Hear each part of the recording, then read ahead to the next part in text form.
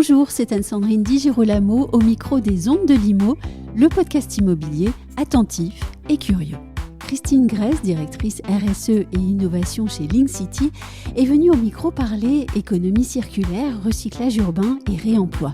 Elle nous explique avec un grand sens de la pédagogie les tenants et les aboutissants de ces nouvelles manières d'intégrer le souci écologique à la construction. Un entretien enregistré au Salon de l'immobilier bas carbone que je vous propose donc aujourd'hui. Christine Grèce, bonjour. Bonjour Anne-Sandrine. Je profite de votre présence au CIPCA ce matin afin de recevoir votre éclairage sur les notions d'économie circulaire appliquées à l'immobilier, bien sûr, et de recyclage urbain. Est-ce qu'on peut d'abord rappeler à nos auditeurs ce qu'est l'économie circulaire et ce que ce concept implique pour le secteur de l'immobilier? Alors l'économie circulaire, c'est un nouveau modèle économique. Oui. C'est donc sortir d'une économie linéaire où on produit des matériaux qui ensuite, en fin de vie, deviennent des déchets et des déchets qui ne sont pas réutilisés. Et l'idée de l'économie circulaire, c'est bien de faire une boucle pour pouvoir réutiliser, recycler ces matériaux pour pouvoir leur donner une seconde vie. Du coup, dans le secteur du bâtiment, l'application très directe, c'est quand on déconstruit un immeuble, l'idée c'est d'en extraire des matériaux qui vont pouvoir avoir une seconde vie sur une autre opération ou parfois sur la même opération quand il s'agit d'une réhabilitation. Et là, on essaie de réutiliser les matériaux in situ, mais on a aussi la possibilité de le faire sur d'autres chantiers. Alors, quand on vous écoute, tout cela paraît bien simple. Ça n'est pas si simple. Voilà. Pourquoi ? Alors, c'est pas si simple. D'ailleurs, les chiffres parlent d'eux-mêmes, puisque aujourd'hui, il y a 42 millions de tonnes de déchets issus de la construction, en fait, chaque année en France. Et il y a seulement 1% de ces matériaux, de ces déchets, qui sont réemployés. Donc, on voit bien que c'est pas du tout une pratique, même si ça paraît du bon sens, c'est pas du tout une pratique courante aujourd'hui. Et on estime qu'il y a à peu près 80% de ces matériaux qui pourraient être réutilisés. Alors, qu'est-ce qui bloque aujourd'hui ? Il y a d'abord des filières de reconditionnement de ces matériaux qui ne sont pas du tout matures. On a beaucoup d'acteurs de l'économie sociale et solidaire qui ont lancé ces activités, mais qui ont besoin d'être accompagnés, qui ont un modèle économique encore très fragile. Et puis, on a aussi besoin de nouveaux outils pour mettre en connexion les différents chantiers, les chantiers qui vont apporter des matériaux, d'autres qui vont avoir besoin d'intégrer ces matériaux de réemploi. Et là, sur ce sujet-là, on a effectivement besoin d'accélérer. Et nous, on s'est inscrit dans une démarche qui a été lancée par le Booster du réemploi. Donc, il y a une quarantaine de maîtres d'ouvrage qui participent aujourd'hui à cette démarche. Et l'idée de ce Booster, c'est de mettre tous les maîtres d'ouvrage autour de la table, pionniers sur ce sujet, pour qu'ils puissent faire connaître leurs besoins en matériaux de réemploi, y compris sur des constructions neuves, puisqu'on peut remettre par exemple des parquets de réemploi, des radiateurs, des sanitaires dans une construction neuve. Donc pour que les filières de reconditionnement de ces matériaux aient une visibilité sur la commande et pouvoir mettre en connexion finalement ces acteurs. Et puis aussi pour structurer un processus tout au long de la chaîne, depuis la conception jusqu'à la phase chantier d'une opération, d'avoir en tête qu'est-ce que ça veut dire de mettre en place une démarche de réemploi. Et donc, le Booster nous a beaucoup aidé là-dessus. Et donc, nous, depuis 3 ans, on a inscrit 13 opérations pilotes. Oui, c'est ce que j'allais vous demander, en fait. Concrètement, quelles sont vos expériences et puis ensuite vos retours d'expérience, puisque on sait que on apprend en faisant. Absolument. Oui. Alors, je peux peut-être citer un exemple. Une des premières opérations qu'on a mis dans le Booster du réemploi, c'est une opération d'une maison de santé, en fait, à Dijon, l'Écopole Valmy.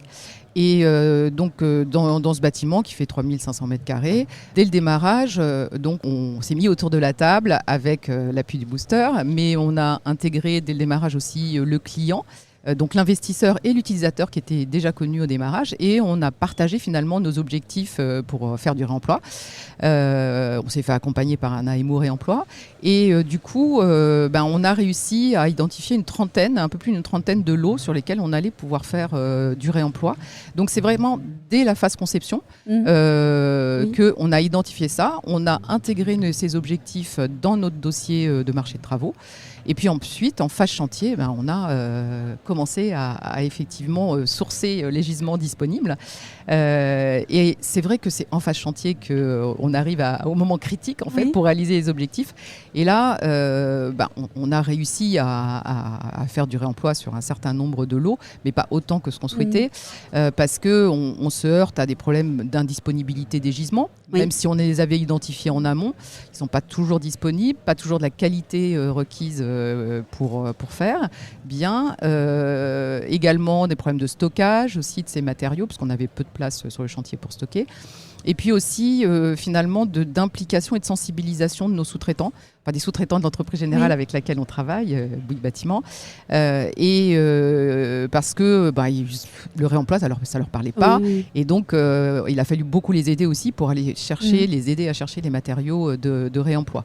Mais on a pu mettre en place des sanitaires, des faux plafonds, des chemins de câbles, des prises électriques, du carrelage, de la faïence. Donc on a réussi à mettre en place pas mal de matériaux de réemploi ou de matériaux recyclés, mais avec un effort très très important. Et donc c'est vraiment cette étape chantier qui est clé pour... Et quels enseignements tirez-vous de ces expériences ? Puisque je suppose que vous analysez toutes les phases justement de ces expériences et qu'ensuite vous vous dites peut-être, voilà, comment est-ce que je vais pouvoir faire dans l'avenir, peut-être pour aller plus loin ou faire mieux ou faire plus vite, pour systématiser un petit peu ? Absolument. En fait, le retour d'expérience qu'on en fait, c'est qu'il faut qu'on ait vraiment des contrats cadres avec un certain nombre d'acteurs du réemploi et donc des habitudes de travail qui vont faire que sur un certain nombre de matériaux, on va rechercher systématiquement à faire du réemploi et à généraliser.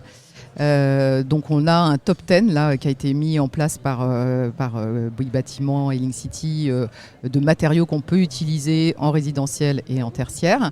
Et puis surtout, là, on va avoir l'aide de Cinéo, qui est une plateforme de réemploi lancée par Bouygues Bâtiment France et qui va nous permettre justement effectivement d'établir des contrats cadres pour sécuriser nos gisements au moment où on arrive en phase chantier et aussi pour accompagner un certain nombre d'acteurs du réemploi pour qu'on puisse vraiment massifier les réemplois, aller sur plus de matériaux.